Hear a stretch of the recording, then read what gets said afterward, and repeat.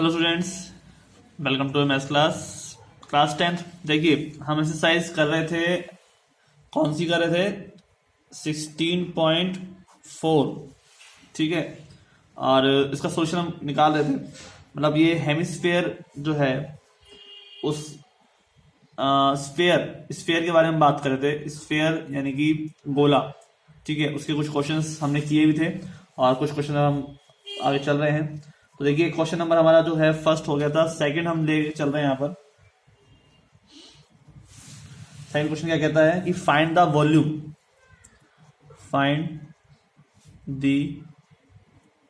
Volume of the sphere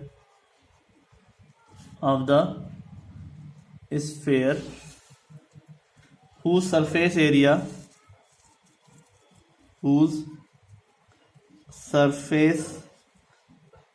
area is 616 centimetre square. ठीक है, जो सरफेस एरिया है वो इस तरह से है। ठीक है, तो फाइंड द वॉल्यूम हमें निकालना है और सरफेस एरिया दे रखा है। सरफेस एरिया दे रखा है तो इसका मतलब क्या चाहिए? रेडियस चाहिए।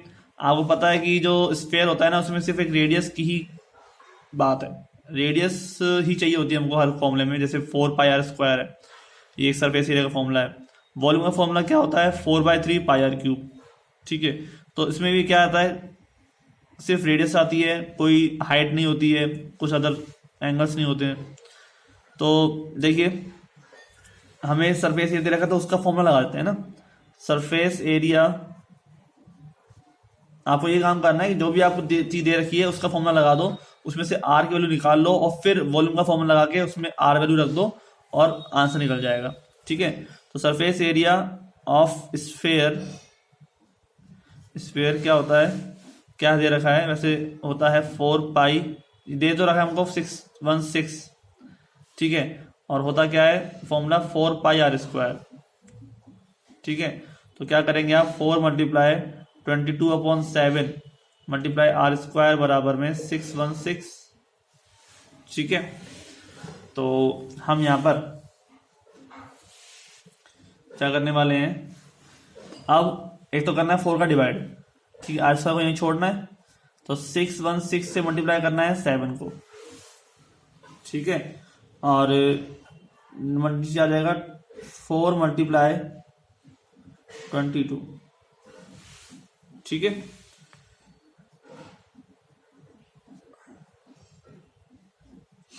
कोई दिक्कत नहीं।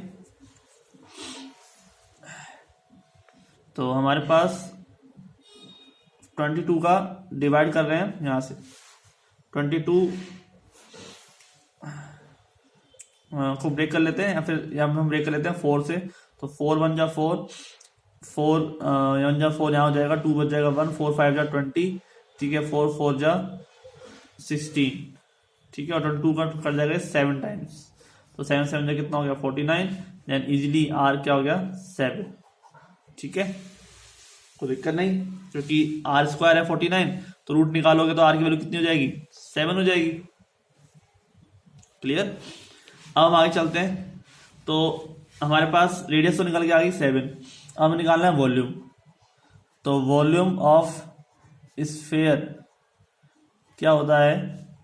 4/3πr³।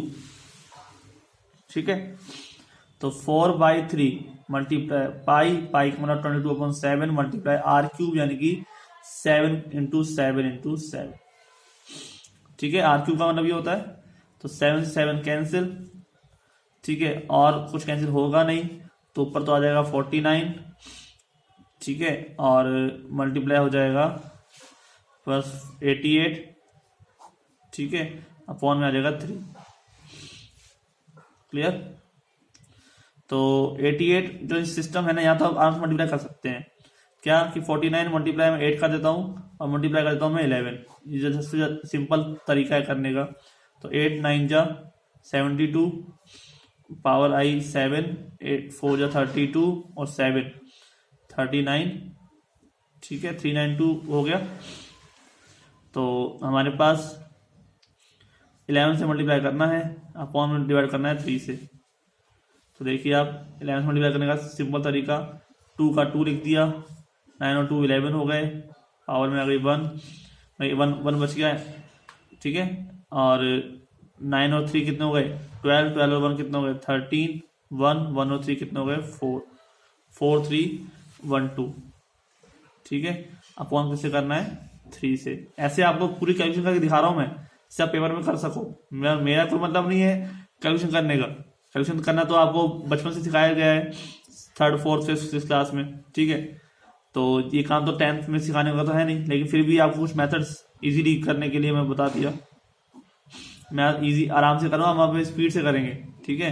3 1 जा 3 1 3 और 13 में डिवाइड करना है 3 का, तो 3 4 जा 12, ठीक है। 1 बच गया 11, 3 3 जा 9, कितने बच गया 2 22, 3 7 जा 21, 1 0, 3 3 जा 9 और 3 3 जा 9, ठीक है। लगभग ये आ जाएगा आपका सेंटीमीटर क्यूब। क्लियर। ये आपका क्या हो गया वॉल्यूम हो गया किसका स्फीयर का। तो कोई दिक्कत है आपको इसमें नहीं। तो अब हम जो सवाल है आपका ऐसे ही आएंगे, मेनली सवाल इस तरह के बहुत ज्यादा आते हैं, ठीक है। अब इससे और अच्छे सवाल और अच्छे घुमावदार सवाल जिसे हम कहते हैं कि जो आपके दिमाग को थोड़ा सा घुमाएं, वो सवाल ही हम करेंगे, ठीक है। तो आगे चलते हैं नेक्स्ट क्वेश्चन की तरफ। तो क्वेश्चन नंबर है हमारे पास 5th जो हम ले रहे हैं, ठीक है। अच्छे अच्छे क्वेश्चंस हम चूज करके लेंगे, बाकी जो क्वेश्चंस है वो आपको खुद करने हैं। तो ए सिलेंडर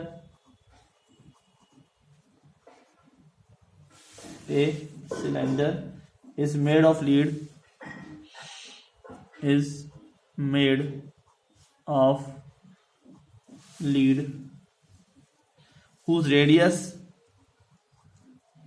whose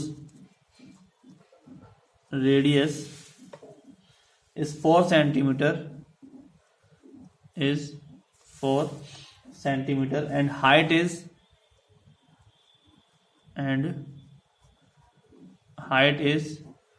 10 सेंटीमीटर, ठीक है।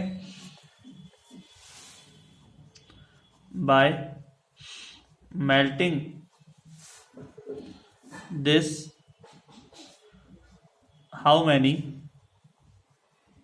ठीक है, कितने how many spheres of radius 2 centimetre can be form, how many spheres of radius 2 centimeter can be formed। तो मैं एक क्वेश्चन इस तरह का आपको करा कर दे देता हूँ, जिसकी आपको क्या है इन फ्यूचर करना भी पड़े, कभी आपको जरूरत पड़ सकती है। मतलब सीखना तो चाहिए, आपके क्वेश्चन पेपर में नहीं आएंगे इस तरह के, हम मानते हैं इस बार हटा दिया गया है, लेकिन एक क्वेश्चन तो बनता ही है। एक क्वेश्चन करने से कुछ दिक्कत वाली बात नहीं, सीखना से कभी भी कोई साइड इफेक्ट नहीं होता है, याद रखना। सीखने से पढ़ने से कभी भी किसी को साइड इफेक्ट नहीं होता है। तो cylinder is made of lead whose radius is 4 centimetre, cylinder की फॉर्म दे रखी है, ठीक है। And height is 10 centimetre, height दे रखी है 10 सेंटीमीटर और रेडियस दे रखी है सिलेंडर की। So cylinder radius equal to 4 centimetre and height, जो हाइट दे रखी है आपको कितनी दे रखी है 10 सेंटीमीटर, ठीक है। अब उसने मेल्ट कर दिया इसको सिलेंडर को, तो कहता है कि सिलेंडर मेल्ट करने के बाद कितने 2 सेंटीमीटर के स्फीयर बना सकते हैं, ठीक है। स्फीयर की जो रेडियस है, sphere radius equal to 2 centimetre, ठीक है। स्फीयर की जो रेडियस है वो कितनी है 2 सेंटीमीटर है, ठीक है। तो हम क्या करने वाले हैं, हम अब सिलेंडर का निकालेंगे वॉल्यूम और वॉल्यूम निकालेंगे स्फीयर का भी, और दोनों के वॉल्यूम का क्या कर देंगे डिवाइड कर देंगे आपस में, ठीक है। जिससे हम बस क्या निकल जाएगा नंबर ऑफ स्फीयर्स, ठीक है। देखते हैं हम यहाँ पर क्या कर रहे हैं, तो आप देखिए जरा क्या होता है सिलेंडर का वॉल्यूम, ठीक है। तो वॉल्यूम जो होता है वो होता है pi square h, volume of cylinder equal to pi r square h, ठीक है। तो ये हो जाएगा आपके पास पाई मल्टीप्लाई आर की वैल्यू कितनी है 4, 4 का स्क्वायर मल्टीप्लाई h की वैल्यू कितनी है 10, ठीक है। तो ये कितना हो जाएगा आपके पास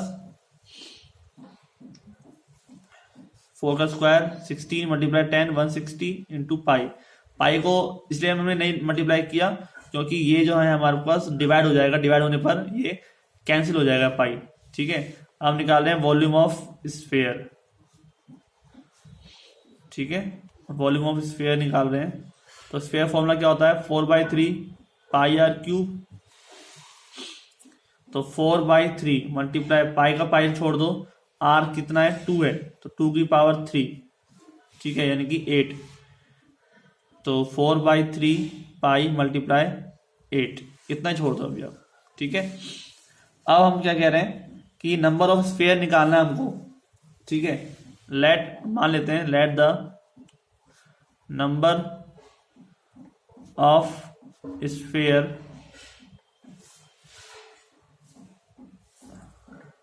रिकेस्टेड यानी कि बनते हैं n बनेंगे, ठीक है। तो इसका मतलब क्या हो जाएगा कि वॉल्यूम जो सिलेंडर का वॉल्यूम है ना, वो वॉल्यूम ऑफ किसके स्फीयर के बराबर होगा लेकिन n टाइम्स, ठीक है। Volume of cylinder equal to n multiply volume of sphere, ठीक है। ये फॉर्मूला हमेशा याद रखना है, जिसको आप मेल्ट कर रहे हो और जिसको आप बना रहे हो, ठीक है। बाद जो बनेगा बाद में उसको मल्टीप्लाई कर दो n से, ठीक है। पहले वाले का वॉल्यूम और दूसरे वाले का वॉल्यूम निकाल कर दोनों का डिवाइड कर दो, ठीक है। तो n बराबर क्या हो जाएगा volume of cylinder upon volume of sphere, clear. तो वॉल्यूम ऑफ सिलेंडर कितना है 4/3 नहीं 160 पाई है, ठीक है। और वॉल्यूम ऑफ स्फीयर कितना है 4/3 पाई मल्टीप्लाई कितना है 8। पहले तो पाई से पाई कैंसिल करेंगे, फिर 3 को ले जाएंगे ऊपर 160 मल्टीप्लाई 3/4 मल्टीप्लाई 8, ठीक है। 8 को डिवाइड करेंगे 8 1 जा 8, 8 2 जा 16 20, 4 5 जा 20, 5 3 जा 15, ठीक है। सिंपली क्या आ गया 15 आ गया, समझ में आ गया। तो n जो वैल्यू आई है वो किसी वैल्यू कितनी आ गई ब्रेक करने के बाद 15 आ गई, इसका मतलब क्या है 15 जो है स्फीयर बन जाएंगे। तो number of sphere equal to 15। तो इस तरह का फॉर्मूला आपको हमेशा याद रखना है, किसी भी तरह का सवाल आ जाए इस मेल्टिंग वाला मतलब कि कन्वर्ट करने वाला, अब तो पेपर में होगा नहीं, लेकिन एक सवाल आपको इसलिए बताया था कि आपको मैथड तो पता हो, क्योंकि 10th में जो क्लास में जो आप बात सीखोगे, तो बात आप सीखोगे वो आपको हमेशा याद रहेगी अगर अच्छे से पढ़ रहे हो। तो 10th के बाद 11th में थोड़ा आप बड़े हो जाओगे तो आपके सोचने की शक्ति या कहें तो वो भी बढ़ेगी, लेकिन जो आपका एरिया है डाइवर्जन वो बढ़ जाएगा। तो आपको कई अच्छी सी बातें मतलब कि मिलेंगी। ऐसा नहीं है कि आप 11th में पढ़ा भूल जाओगे, ऐसा मैं नहीं कह रहा, लेकिन एक 10th जो होता है वो उसके बाद से जो लाइफ है आपकी वो चेंज हो जाएगी। आप सब्जेक्ट चूज करेंगे, ठीक है, आप अपने करियर के लिए अपने फ्यूचर के लिए सोचेंगे, तो इस हिसाब से आपके पास जो है एक्स्ट्रा वाइड सब्जेक्ट्स होंगे। तो मतलब आगे काम में आने वाली चीजें मैं आपको बता रहा हूँ। तो इस तरह से क्वेश्चन मैंने कराया आपको, तो कहीं कोई दिक्कत तो नहीं, ठीक है स्टूडेंट्स। तो यहाँ पर एक क्वेश्चन और ले लेते हैं।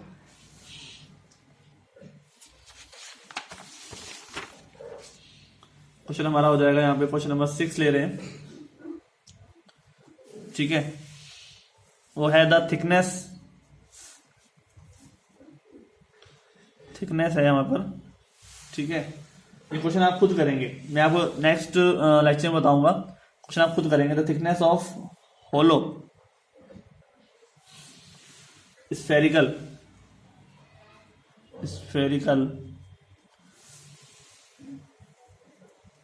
शेल is 2 सेंटीमीटर, ठीक है। If its external radius external radius is 8 centimeter. Find the volume of metal used. Find the volume of metal used. देखिए क्वेश्चन जो है आपको